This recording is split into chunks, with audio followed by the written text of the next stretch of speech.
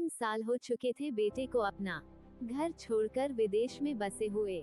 इन 3 सालों में बूढ़ी माँ और ज्यादा बूढ़ी हो गई थी।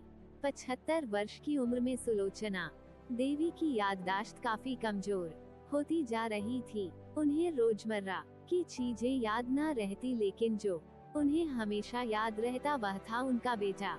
दिन हो या रात, एक पल भी ऐसा न होता जब उन्हें अपने बेटे की याद न आती। दूसरी तरफ बेटा था जो साल भर में एक आध बार अपने माँ को फोन कर लिया करता और 1-2 मिनट से ज्यादा बातें भी न किया करता। फिर भी यह बूढ़ी माँ टकटकी लगाए अपने बेटे का इंतजार करती रहती। एक दिन बेटे का विदेश से फोन आया।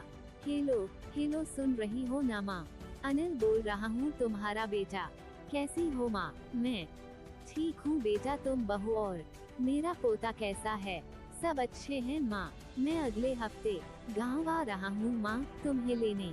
अब हम सब साथ में ही लंदन में रहेंगे माँ। तुम्हारी बहू कह रही थी माँ को यहाँ पर लेकर आओ, बेचारी अकेली वहाँ परेशान होती होगी।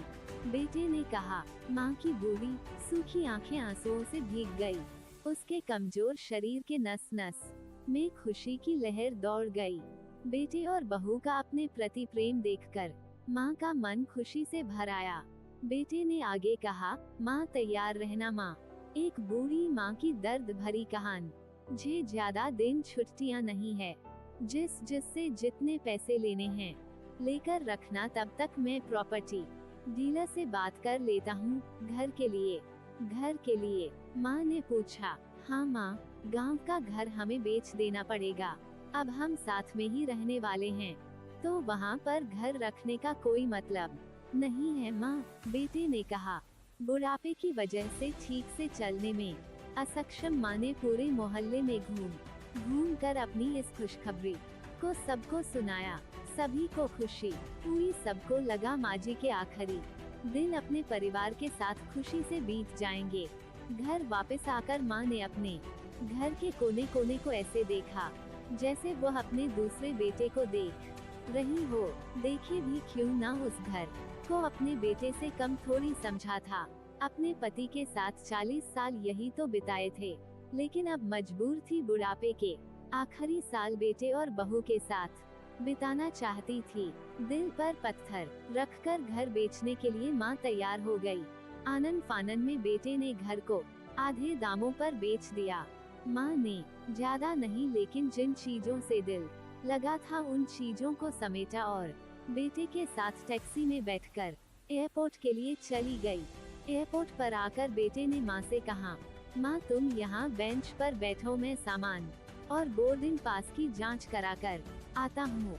वहाँ वक्त लगता है और खड़ा रहना पड़ता है, तुम्हें तकलीफ होगी, तुम यहीं आराम करो। मैं यूँ गया और यूँ आया। माँ बेंच पर बैठ गई और बेटा अंदर चला गया। काफी समय हो गया बेटा वापस नहीं लौटा। माँ सोचने लगी, ज्यादा भीड़ होगी इसलिए देर लग रही होगी। उद्धरण चिन्ह, अंधेरा होने को आया। अब तो लोगों की चहलकदमी भी कम होने लगी। माँ को अब चिंता होने लगी।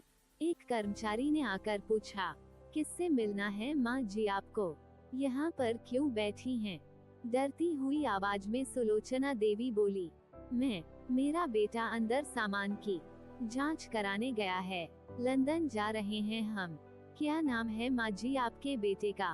कर्मचारी ने पूछा। अनिल नाम है मेरे बेटे का, सुलोचना देवी ने बताया। कर्मचारी अंदर गया और थोड़ी देर बाद बाहर लौटा। उसने सुलोचना देवी से कहा, माँ जी लंदन जाने वाली फ्लाइट तो दोपहर में ही जा चुकी है और आपका बेटा भी उस फ्लाइट में बैठकर लंदन जा चुका है। अब आपके यहाँ बैठने का कोई मतलब नहीं है, आप भी अपने घर चली जाइए। किया जा चुका है और मैं घर जाऊं। घर। माँ की आंखों से आंसुओं के सैलाब उठने लगे। जैसे तैसे माँ घर पहुँची, जो अब उसका था ही नहीं, बिक चुका था। वो वही बरामदे में तुलसी के पास सो गई। घर के नए मालिक को उस पर दया आई तो एक कमरा किराए से उसको दे दिया। पेंशन के पैसों से खाना और किराए का बंदोबस्त हो जाता था। दिन बीतने लगे। कुछ दिनों बाद घर के नए मालिक ने सुलोचना देवी से कहा, माँ जी, आप अपने रिश्तेदारों के यहाँ पर जाकर क्यों नहीं रहती है?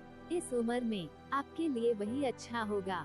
अच्छा तो होगा, लेकिन अगर मेरा बेटा वापस आया तो उसका ख्याल कौन रखेगा? मेरा बेटा बहुत भोला है, उसे अपना ख्याल रखना बिल्कुल नहीं आता।